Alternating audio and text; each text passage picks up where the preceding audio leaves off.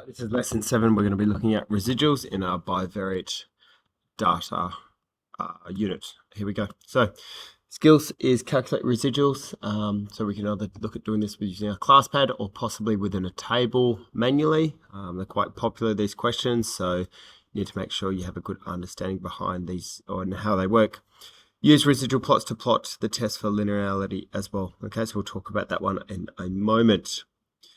Okay, so we did see this before, and I did make mention to this before regarding the residuals. So with the residuals is we're talking about this vertical distance between this line of best fit or regression line and the actual data points themselves. So in this diagram, the actual data points are the blue dots, all right? And we're looking at the difference between that and the line of best fit, okay, which would be a predicted value based on the same x coordinate. Okay, so we're looking at this difference between the two. All right, so as an example, the scatter plot, we can see that there is a residual value for the 6-year-old car, which is around $5,000. All right, so first thing to understand is that when you look at these dots, they are either going to be above the line or possibly they are going to be below the line. All right, so vertically above or vertically below. The one which it's pointing to is currently below the line. So when we are thinking about what residual this will produce, it's going to produce a negative residual. All right, so think of it as anything below the line. We can see a few dots up further towards the top here and down towards the bottom.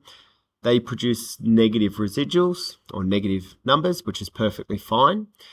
Any of the dots which are above will produce positive residuals. Okay, so I constantly come back to that to remember to think when I'm calculating, have I actually put this on the correct side or have I subtracted this correctly? And we'll see this rule in a second. All right, so the line of best fit, like what we said, is a predicted value of the car, and we're using this as a model, all right, in order to represent what is best happening over the course of these 8/9 years. We then have all of the actual dots as well, which is the actual value of the cars.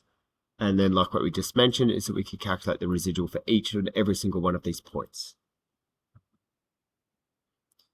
So the residual of minus 5,000 tells us that the actual price of the car is approximately, so the residual of minus 5 tells us the actual price of the car is going to be $5,000 less than that predicted value. All right, at that 6 years mark. Okay, calculating residuals. The rule that we're going to use is the residual is equal to the actual data point in terms of its y coordinate, all right, so its response variable, minus the predicted value, okay? As a formula, all right, is that we could see within this, we would subtract and we end up with that 5,000. We mentioned before already residuals can be positive, negative, or possibly even 0. Dots above will have a positive residual, as I just mentioned, and dots below will have a negative residual. Anything which is on the line will have a residual of 0.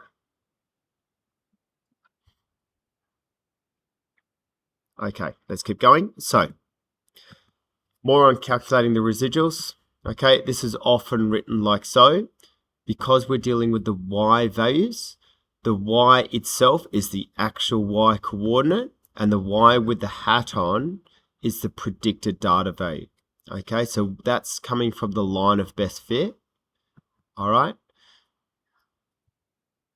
which we may in fact be given, or possibly we need to calculate that through our statistics mode on our class pad.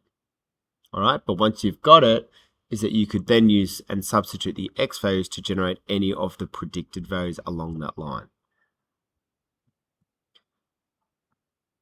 All right, and there we go, is we've got our line of best fit. This y with the hat on is equal to the ax plus b, and like what we just said is we would use our class pad to generate that as well.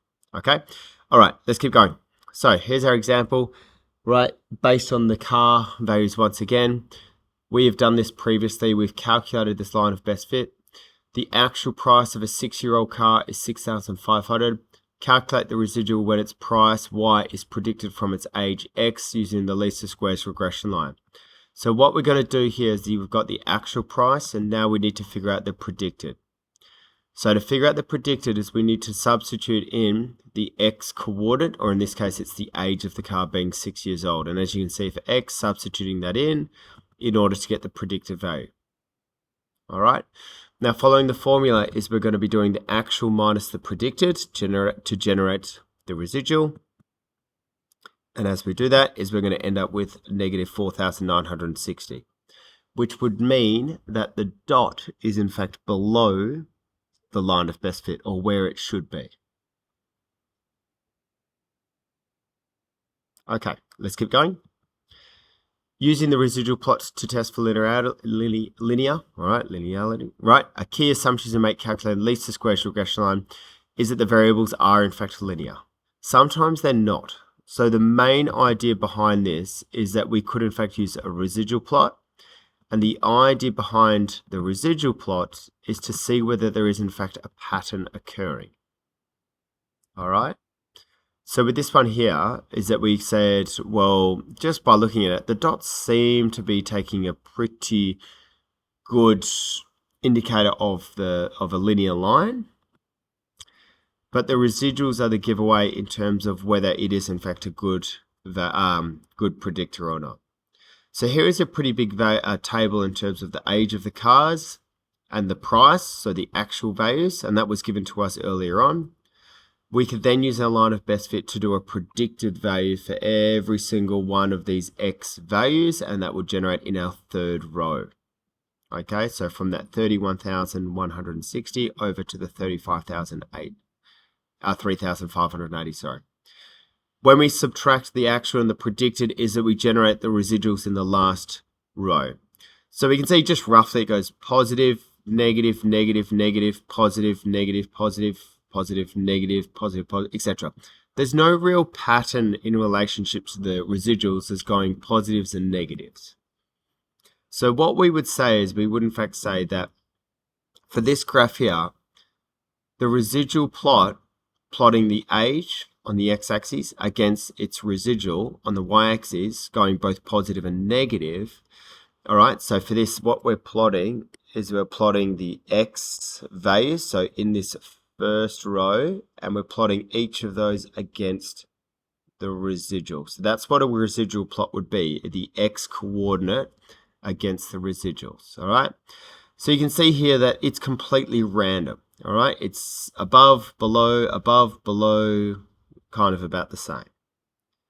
All right, so what that indicates is that it's basically saying that a linear is a really good indicator behind the line of best fit here. Okay, linear is quite a good one. So if there's no pattern in terms of the positives and negatives of the residual, it will in fact be a really good model for the variables there.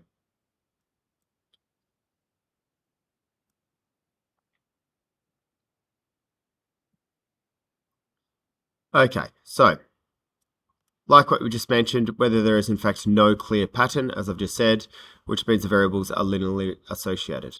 Okay, if there is a clear pattern, we'll see this soon, the variables aren't linearly associated, and you'll need to comment on the fact that there is in fact a pattern present.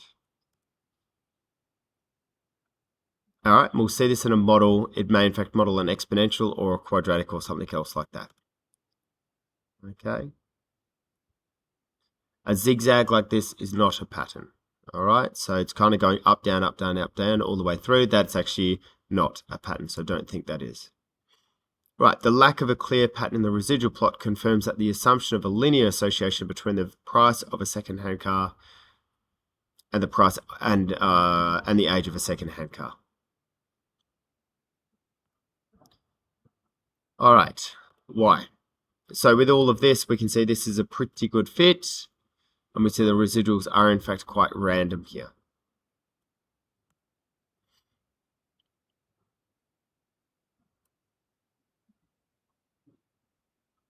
No clear pattern, so fairly self-explanatory. All right. Residuals are random, scattered above and below the line, the zero line, as you move from left to right. Okay. Linear model is appropriate. Okay, let's keep going.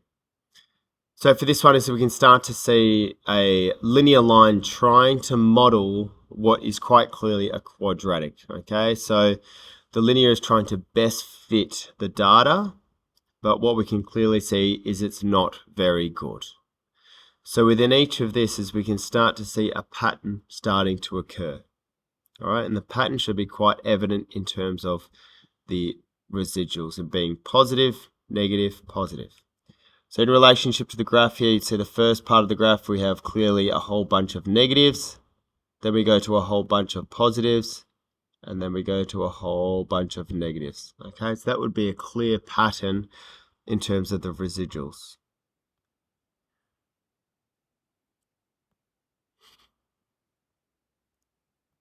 Okay, so in other words, a linear is not a very good model for that there. Okay, looking pretty good in terms of a linear line. However, when we do a closer analysis of all of the residuals, is that we can start to see we have quite a big chunk of positive, quite a big chunk of negatives, and then back into quite a big chunk of positives. Okay, so 3 things there. All right, so in terms of this, once again, is that we would in fact say that there's a clear pattern. Okay, so we would say a linear model is not a very good fit for this set of data. All right, here's an example. Calculating A, B, and C within the table. All right, so we've got the X and Y, we've got the predicted. All right, we're told the least of squares regression line here at 0.4x plus 1.4. Let's give it a go at trying to find the values of A, B, C, and D. So, firstly, finding the predicted of A. Or let's do C first. That one there should be quite easy. All right, 4.5 minus 5.2, which is following the rule of actual minus predicted. Answer that, negative 0.7.